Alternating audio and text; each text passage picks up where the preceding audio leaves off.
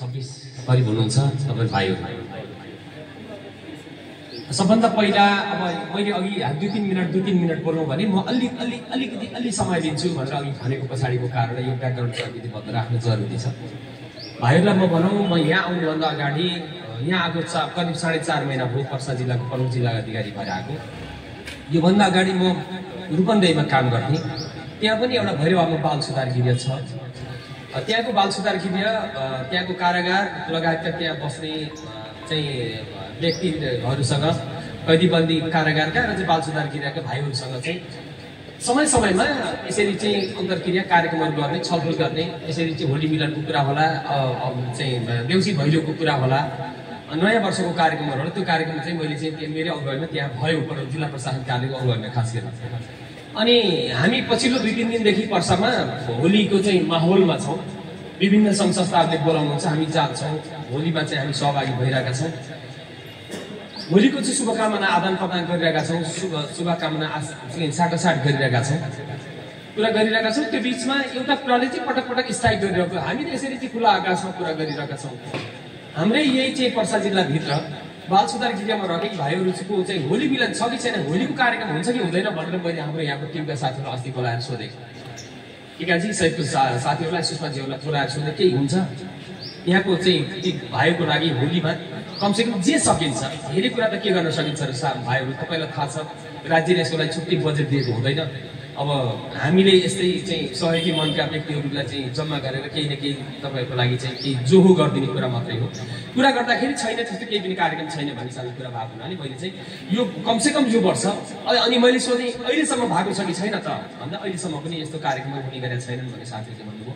त्यसपछि मैले चाहिँ होइन यो कार्यक्रम कमसेकम भाइहरूलाई एक दिन भए पनि तपाईँलाई कमसेकम 1 घन्टा भए पनि तपाईँको यो दैनिकीको यो दैनिकीबाट अलिकति बाहिर ल्याउन सकियो भने तपाईँलाई एकछिन भए पनि रिफ्रेस होला। त्यो एकछिनको रिफ्रेसले तपाईँलाई केही समय लागि तपाईँको चाहिँ मानसिकताको चाहिँ जुन गति छ त्यो अलिकति रिचार्ज होला भन्ने हिसाबले यो कार्यक्रम गरौँ भनेर मैले चाहिँ प्लान गरेँ। र चाहिँ यस्तै कुरा गर्दाखेरि एक दिन यस्तै सन्दर्भमा चाहिँ ब्लड डोनेसनको कार्यक्रम थियो। ब्लड डोनेसनको कार्यक्रम मैले अनायासै भने यस्तो होली मिलनको कार्यक्रम चाहिँ बाल सुधार गृहको भाइहरूसँग गर्नुपर्ने, के गर्ने होला, हामीसँग पैसा हुँदैन, कसलाई भन्ने होला, यस्तै के गर्ने होला भन्दाखेरि हाम्रो रोशन कुमार गुप्ताजी त्यहाँ हुनुहुन्थ्यो। उहाँले सर म गर्छु नि भन्ने हिसाबले अनि एकदमै चाहिँ इन्स्ट्यान्टली नै तत्कालै उहाँले चाहिँ म गरिहाल्छु नि भन्ने हिसाबले उहाँले कुरा गर्नुभयो। त्यहाँबाट म एकदमै चाहिँ त्यो नेपालीमा पुलकित भन्छ नि खुसी भएँ र उहाँलाई चाहिँ यस्तो यस्तो अवस्था छ ल भनेर हामीले चाहिँ संवेदन गरेर तपाईँहरूसँग आएका छौँ। र यो आजको सन्दर्भमा अझ धेरै कुरा त राख्न पर्दैन, एसपी साहबले कुरा राखिसक्नुभयो। भाइहरू यहाँ हुनुहुन्छ, 3चोटि हो, 2चोटि योभन्दा अगाडि आइसकेको छु म, आज तेस्रो चोटि तपाईँहरूसँग आउँदैछु। यहाँ हेर्दाखेरि अब अन्यत्रको तुलनामा चाहिँ त ठिकै हो, अब अन्यत्र योभन्दा पनि अलिकति कमजोर संरचना भएका बाल गृह पनि देशमा सञ्चालित छन्। हामीले सुरक्षामा बस्ने मान्छेहरूले देखेका छौँ। तर तपाईँका धेरै समस्याहरू छन्, पूर्वाधारका समस्या लगायतका कुराहरू छन्।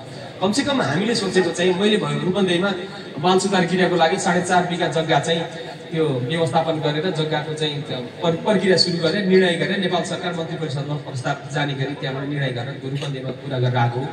यहाँ पनि यहाँ बाल सुधार गृहको लागि छुट्टै अलिक धेरै जग्गा जमिन भयो भने भाइहरूलाई चाहिँ खेल्ने ठाउँ, यसो टहलिने ठाउँ बनाउन सकिन्छ कि भन्नेतिर हामी लागिरहेका छौँ।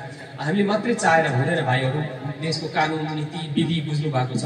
कानुनभन्दा माथि कोही पनि हुँदैन। एउटा सिडियुलले चाहँदैन धेरै कुरा गर्न सक्दैन, तर केही कुरा सम्भावना रहेछ, जग्गाको कुरा गर्न सकिने कुरा रहेछ भने हामीले हेरिरहेका छौँ। मैले हेरिरहेको छु जग्गाको व्यवस्थापन गर्न पाएदेखि तपाईँहरूलाई र तपाईँपछि यस्तै चाहिँ नियति भोग्ने भाइहरूलाई चाहिँ एउटा अलिकति खुला आकाशमा विचरण गर्ने वातावरण बन्छ कि भन्ने चाहिँ हामीले लागिरहेका छौँ।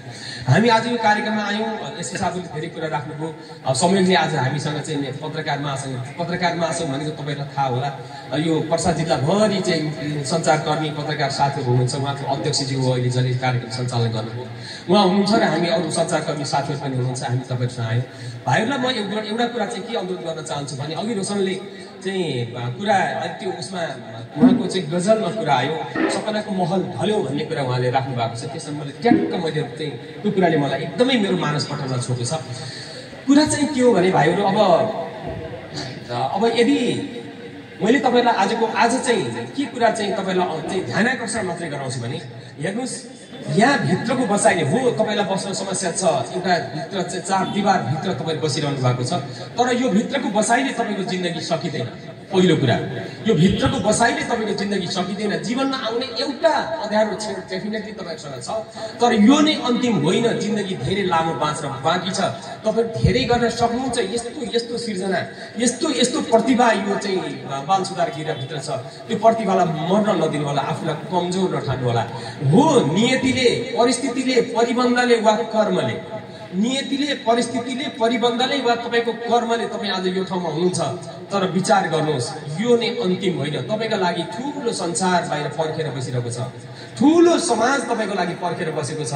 यत्तिकै सकिँदैन। यो समयलाई तपाईँले चाहिँ सृजनात्मक हिसाबले चाहिँ प्रयोग गर्नुहोस्, रचनात्मक हिसाबले प्रयोग गर्नुहोस्। जसरी अहिले चाहिँ सुभाष लगायतको दुईजना भाइले कुरा राख्नु, यस्तै प्रतिभा तपाईँहरूसँग पनि होला।